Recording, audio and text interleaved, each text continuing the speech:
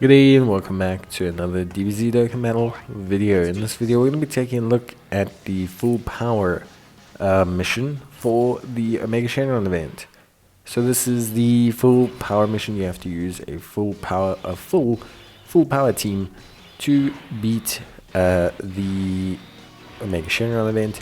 Obviously, Omega Shenron pretty tough. Definitely different to like the latest batch of red zones we got.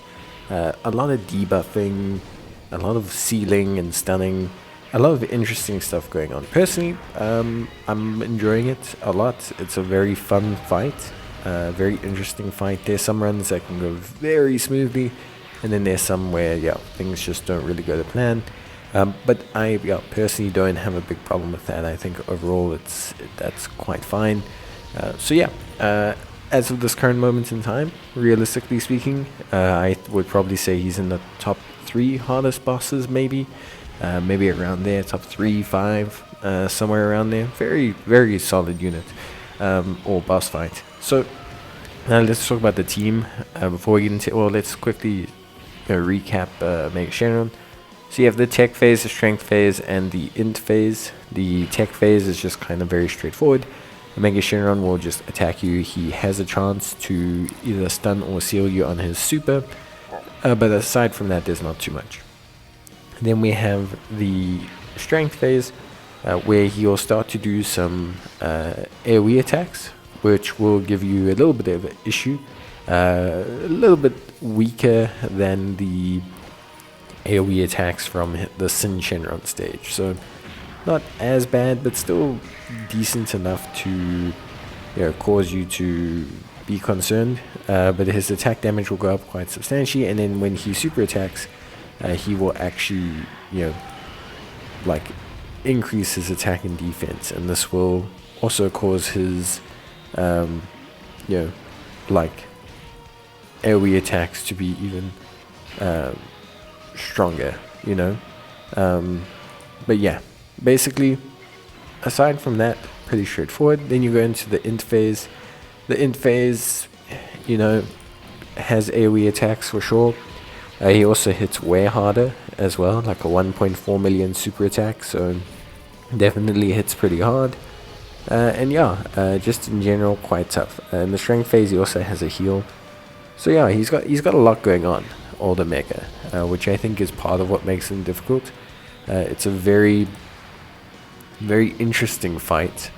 There's a lot that can happen at any given moment, so it makes it pretty interesting.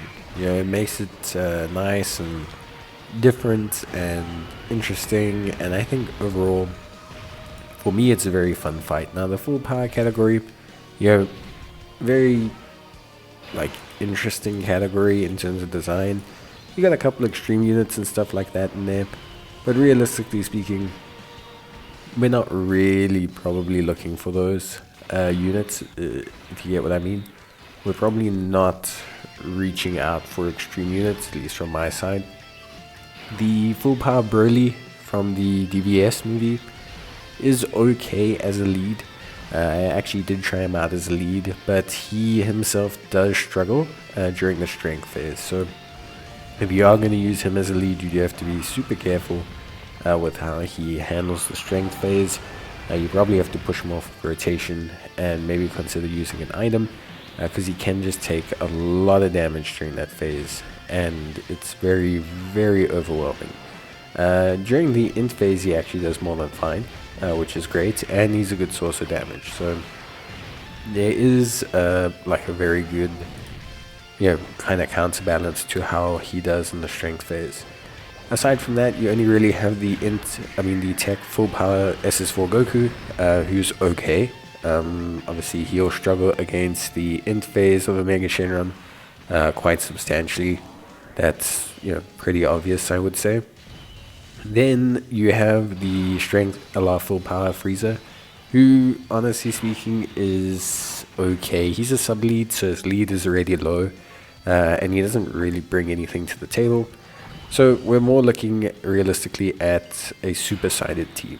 It's just how it feels. It feels a lot better than running a extreme variants or any real extreme units in the team. So we're building it off of the GT Goku. We've got the Tech Revive Goku. We've got the AGL Gohan. We've got Physical Ultimate Gohan, all of which are pretty good. Got World Tournament Goku, who is also really solid. And we'll go through in a bit more detail about why we chose them. But yeah, so we got a good team. In general, the number one picks, I would probably say, to make the team really work nicely is probably World Tournament Goku's really nice. I think AGL Gohan does a great job because he can build up his defense here quite nicely. And I would say the Tech Super Saiyan Goku, I think does a great job. I would also say that the Transforming Vegeta is surprisingly very good. You can see here that he's doing a very good chunk of damage. And he defensively holds up really well, as long as you can get him his super attacks throughout the course of the fight. Because it's a longer fight, he really holds up quite nicely. And so yeah, I think overall he's really good from that perspective. So yeah, basically, to cut a long story short, obviously in terms of lead, we're going into SS4. Great unit, support skill, leaves him super duper defensive. He does huge damage once he's transformed, and he's just very good. Basically super duper good. No real type disadvantage throughout the fight either, so really good stuff. Then we have AGL Gohan, obviously guards with his health above 58%, very strong unit. We won't be able to get a transformation, but he's still pretty good defensively.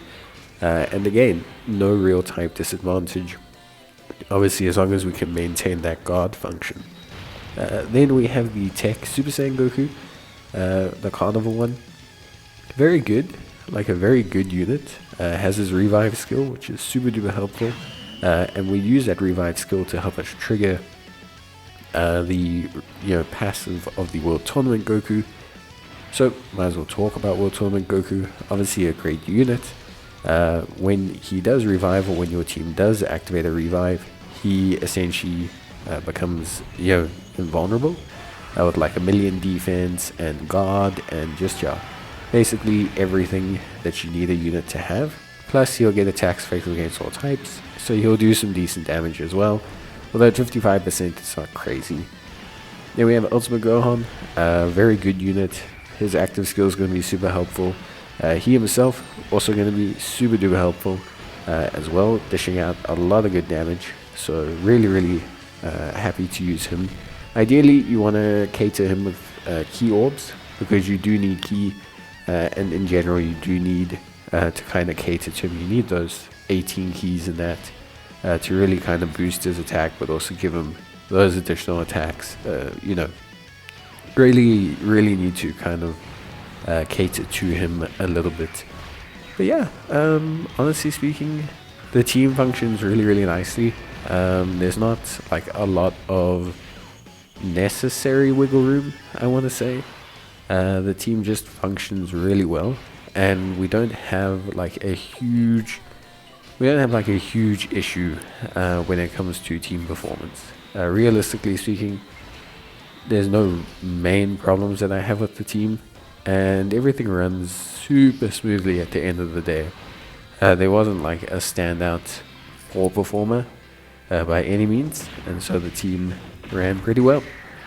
Obviously the crucial thing is to trigger the revive, but to trigger the Super Saiyan Goku's revive rather than the World Tournament Goku, because you need the Super Saiyan Goku to get his guard to activate permanently, and you can't do that if you have the World Tournament Goku activating his revive skill. So just keep an eye out for that, but otherwise everything went quite smoothly and there wasn't really a big problem. So yeah, honestly speaking, really good stuff, super duper simple, and ultimately at the end of the day, a really solid run. But yeah, that's it from me. See you next time. Bye.